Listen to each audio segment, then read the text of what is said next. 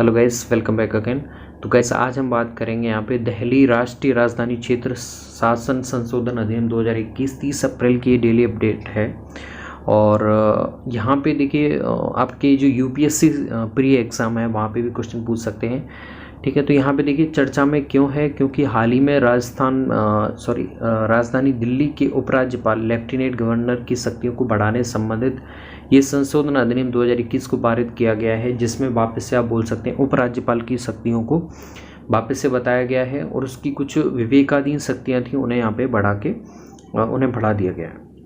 ठीक है, प्रमुख बिंदु की बात करें तो यहाँ पे देखिए इसके तहत वर्ष 1991 के अधिनियम की धारा 21, 24, 33 और 44 में संशोधन करता है।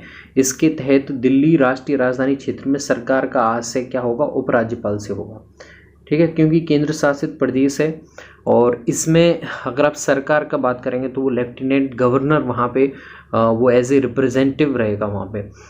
यह अधिनियम उन मामलों में उपराज्यपाल को विवेकाधीन अधिकार देता है जिन मामलों में दिल्ली की विधानसभा कानून बनाने का अधिकार प्राप्त है। तो एक तरह से यहाँ पे दोनों के बीच में वापस से कॉम्प्लिकेशंस आना शुरू हो जाएंगे, क्योंकि 2018 में संशोधन अधिनियम के द्वारा कुछ शक्तियाँ यहाँ पे उपराज्यपाल की कम की गई थी। ठीक है, जो राष्ट्रपति को वो कोई भी जो कानून बन रहा था उसको वहाँ पे राष्ट्रपति को उपराज्यपाल के द्वारा भेजा जाता था, तो उसको हर मामले को अब वो नहीं भेज पाएंगे। कोई महत्वपूर्ण मामला होगा तो वहाँ पे वो भेज पाते थे पहले, लेकिन अब यहाँ पे वापस से संशोधन अधिनियम कर दिया गया है तो यहाँ पे फिर वापस से कॉम्प्लिकेशन आना शुरू हो जाएंगे। ठीक है, यह विधेयक सुनिश्चित करता है कि मंत्रिपरिषद जो दिल्ली की विधानसभा है तो उसकी जो मंत्रिपरिषद है उसके द्वारा लिए गए किसी भी निर्णय को लागू करने से पूर्व उपराज्यपाल को अपनी राय देने हेतु उपयुक्त अवसर प्रदान किया जाए।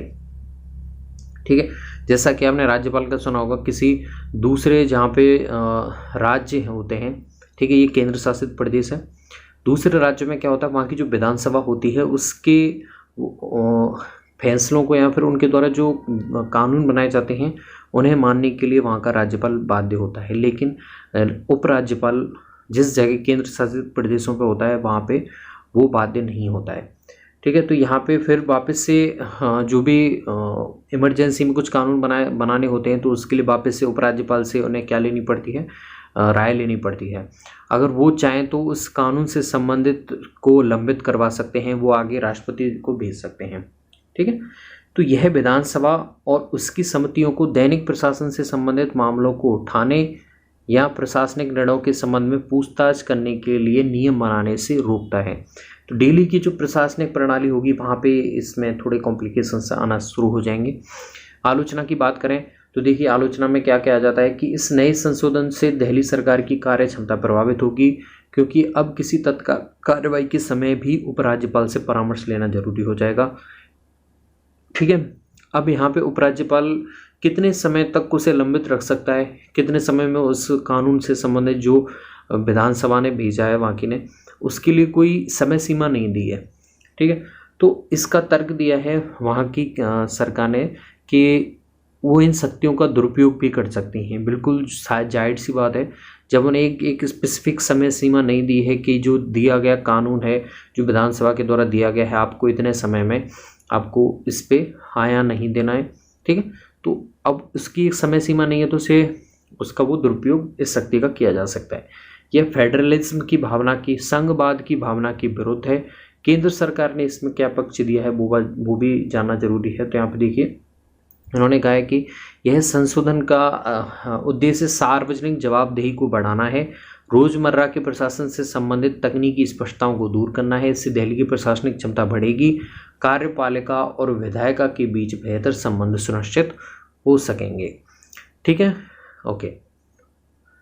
पृष्ठभूमि की बात करें तो दिल्ली राष्ट्रीय राजधानी शासन अधिनियम 1991 में आया था और इसमें देखिए इसमें क्या हुआ, इस अधिनियम में दिल्ली में एक निर्वाचित सरकार के गठन की प्रक्रिया को सक्षम किया गया और इसकी सराहना करते हुए सर्वोच्च न्यायालय ने पूर्व में इसकी सराहना की थी और संविधान 69वां संशोधन अधिनियम 1991 का वास्तविक उद्देश्य एक लोकतांत्रिक और प्रतिनिधि सरकार का गठन सुनिश्चित करना था, जिसमें आम लोगों को प्रदेश से संबंधित कानूनों पर अपनी राय देने का अधिकार हो। हालांकि यह संपूर्ण प्रक्रिया संविधान में निर्धारित नियमों के अधीन होगी। ठीक है, तो यहाँ पे 69वां संशोधन अधिनियम आया 1992 में और इसके द्वारा 2 नए अनुच्छेद जोड़े गए, 239 AA और 239 AB। 239 AA यानी कि AA में बोला गया कि केंद्र शासित प्रदेश दिल्ली को राष्ट्रीय राजधानी क्षेत्र दिल्ली बनाया गया और इसके प्रशासक को उपराज्यपाल नाम दिया गया।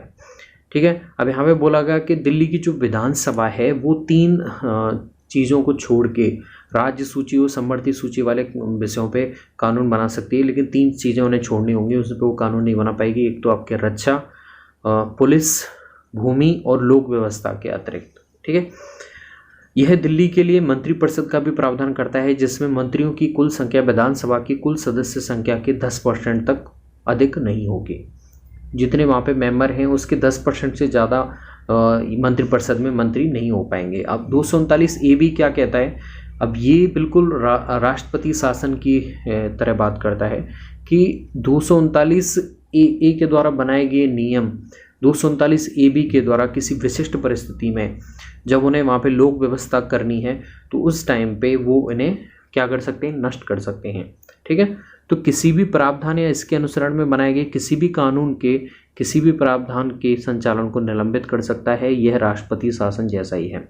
अब टकराव के जो बिंदु बने हुए हैं केंद्र में और वहाँ की विधानसभा सरकार में, वहाँ की दिल्ली सरकार में, कि राजधानी दिल्ली में सत्ता के बंटवारे को लेकर कई वर्षों से मुख्यमंत्री और उपराज्यपाल के बीच में तनातनी बनी हुई थी।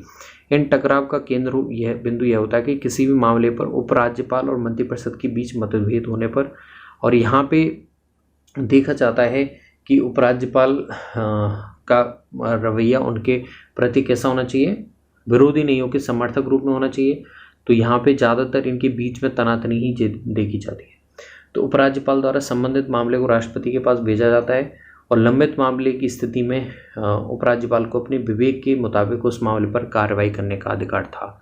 सर्वोच्च न्यायालय ने यहाँ पे निर्णय दिया दिल्ली सरकार बनाम भारत संघ बाद 2018 में। उन्होंने कहा कि सरकार अपने निर्णयों पर उपराज्यपाल की सहमति लेने के लिए बाध्य नहीं है, उन्होंने स्पष्ट कर दिया। तो यहाँ पे अब उपराज्यपाल की जो शक्तियाँ थी कुछ सीमित कर दी थी 2018 वाले इस बाद में। दोनों पक्षों के बीच किसी भी मतभेद को प्रतिनिधि सरकार और सहकारी संघवाद की संवैधानिक प्रदाता को ध्यान में रखते हुए हल किया जाना चाहिए।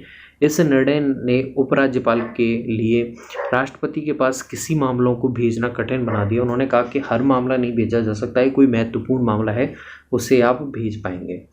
ठीक है, तो इसका सोर्स द हिंदू अखबार है, वहाँ से दृष्टि की वेबसाइट पे ये अपडेट किया हुआ था।